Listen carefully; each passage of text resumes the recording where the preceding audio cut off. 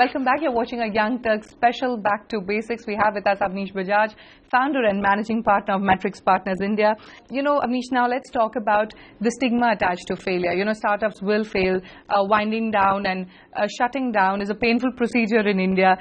Why is it not okay for startups to fail, come back and start all over again? And, how do we build this culture where, failing is okay?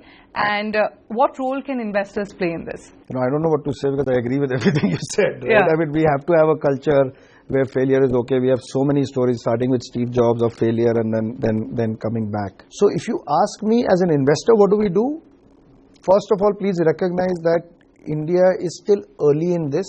Yes. We don't run into many failed entrepreneurs, right? But overall, I think you will find that people don't think like that. They're okay with it. Like I know you had mentioned in an off conversation about Rahul Yadav. Yes. The reality is when he wanted to start his next company, he did have 15 million lined up. Yes. He chose not to take do it because he realized that and this despite the fact that his was so-called very, very public failure. Yeah. Right? But there were enough people ready to back him. So I don't think it is that big an issue. Okay. It is a societal issue. So what would your advice be to these entrepreneurs then? Never give up. The persistence is one of the core tenets of succeeding and persistence in the face of adversity. Sure. Now, it's tough starting a business in India, and some experts say it's tougher to shut down.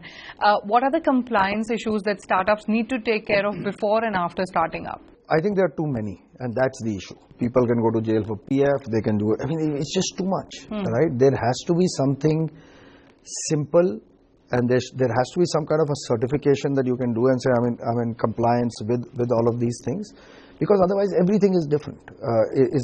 Difficult. There is, as a director on the board, I'm scared half the time, right? Because I don't know which law of, fortunately I think in the company's law of 2013, which required a lot of clarifications, there is something about investor nominee directors which makes us less liable, but it's unclear to me what it is. So there is just too much of this, then it becomes business. This goes back to the socialist days of business is bad. If you're doing business, then you have to be afraid. Yeah. It can't be that, right? So again, the intent is there, but things slip in. Moving on, what is your take on capital dumping? Ola and a couple of others wrote to the DIPP saying that there is a need to have a level playing field and that rules should be similar for foreign players as well. Yeah. Now, your company Quicker competes with OLX and Ola is competing with Uber.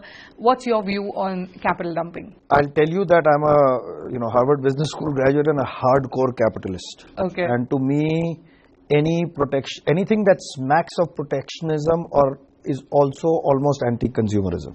The narrative and the discussion is not about what is happening in China, where actually barriers are erected to favor local businesses. That's not the discussion here. Here the discussion is the opposite. Are different and more favorable rules being applied to overseas companies and to our own domestic companies? Yes. And there's enough precedence for that, whether it is with the steel industry, there used to be this, what used to be called inverted duty structure. You manufacture in India, you have to make it more expensive, right? So some of those things, because in manufacturing and some of those businesses, it's easy to see because something is crossing the borders, something physical is being made, it's much easier to regulate. Yeah. And those things have been done correctly. In services, because that is not the case, how do you know what is OLX spending on this? They are declaring a profit in India. Yes. What are they spending directly and paying to the agencies? It becomes harder. So the level playing field is important. One example being, and this has been talked about a lot, RBI guidelines said you need two-factor or two-level authentication. For credit cards, foreign companies were not doing it. Yes. But it was okay. Yeah. Indian companies, the drop-off rate for two-factor, 35%. And yet, so level playing field is important. You mentioned China, and Chinese investors like Tencent have been aggressively, investing in Indian startups, especially in the digital space. In fact, it has invested in many of your companies as well. And now some experts say that Chinese investors are so-called taking over the Indian investors, taking into account the enormous corpus of investments that they make into millions and billions. Is it a good situation or a worrisome one? I think it's a great situation. So I have actually been looking forward to this situation. So but the situation is different from the way you've characterized it, and I'll explain why. So to me, I have been waiting for the day where the Americans and the Chinese are fighting over India. And that's what's happening. So far it was the Chinese cautiously entering India. In some cases not so cautiously with Alibaba and Tencent. And then of course there's SoftBank and some of these guys. Now with the eBay transaction or the Flipkart transaction, Amazon, some of these big guys are also looking at India. They cannot take over India if we don't want them to take over India. Our founders today are the best that we have ever had. So these guys are not looking to sell. But if they have to compete with the biggest and the best, they need the biggest and the best resources also. If our market is going to become deeper, we need those resources.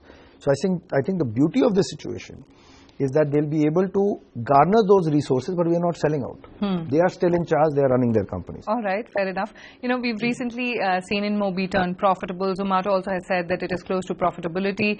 We have Snapdeal that is realigning, restructuring operations. Ola is en route to profitability.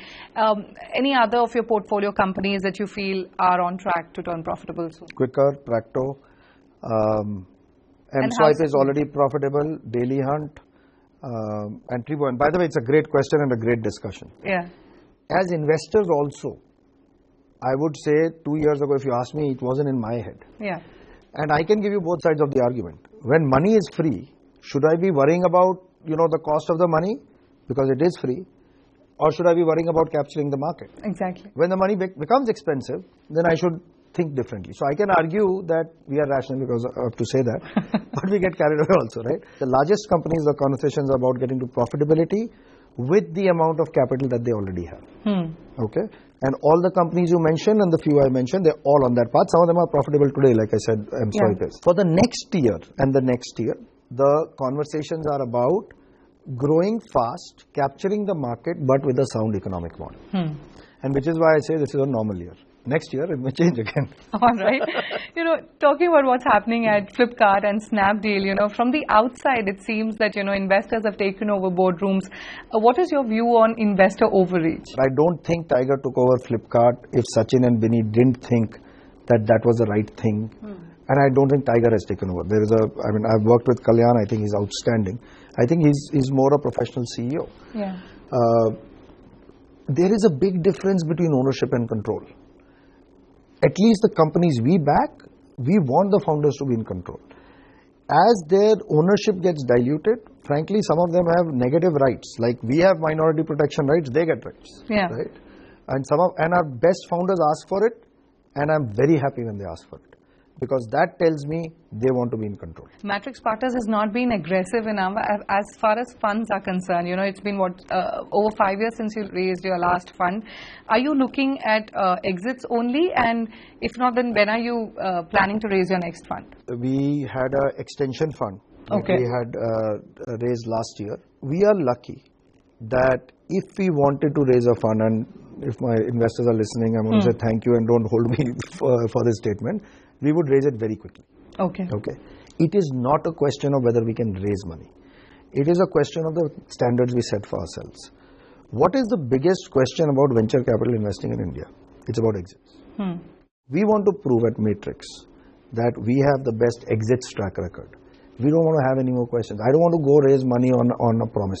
I want to raise money on performance. You spoke about that if you are to raise a fund, you can do it right now. If you're looking at raising a new fund, will you be looking at the bigger institutions that have family offices like the Catamaran and Premji Investment? No, so look, if you're asking about our investor profile, we are fortunate, and it's not just Matrix India and its performance, we are a global platform.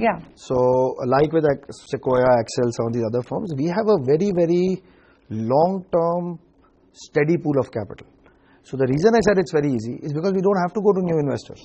We just go to the same pool of capital. There are top university endowments, there are top family foundations, and it tends to be that similar profile. What are the sectors that interest you, and what is going to be your investment strategy going forward?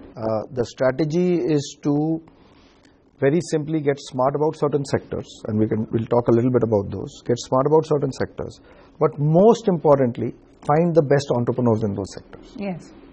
Partner very effectively with those entrepreneurs, and then keep trying to do more of the same in the same sector. One of the biggest changes that is happening, which would be happening in your own personal behavior of using them. A, you are using the mobile a lot more.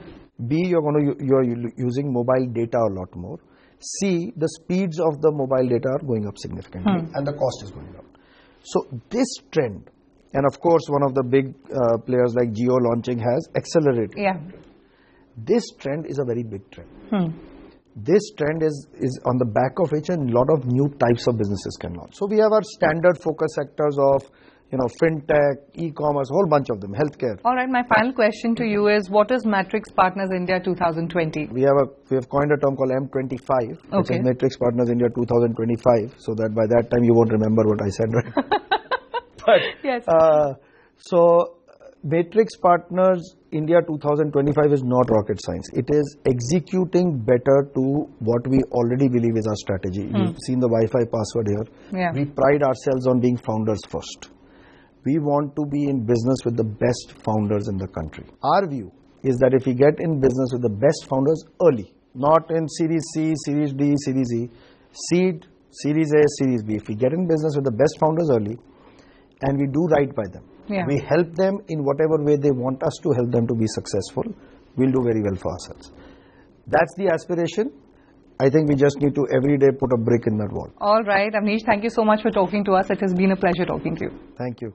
With that, it's a wrap on this very special edition of Young Turks. As always, write to us with your feedback, comments and suggestions to youngturks@nw18.com. Leave us a message on our Facebook page and do watch out for all the news and highlights on our Twitter handle as well. Until next time, goodbye and many thanks for watching.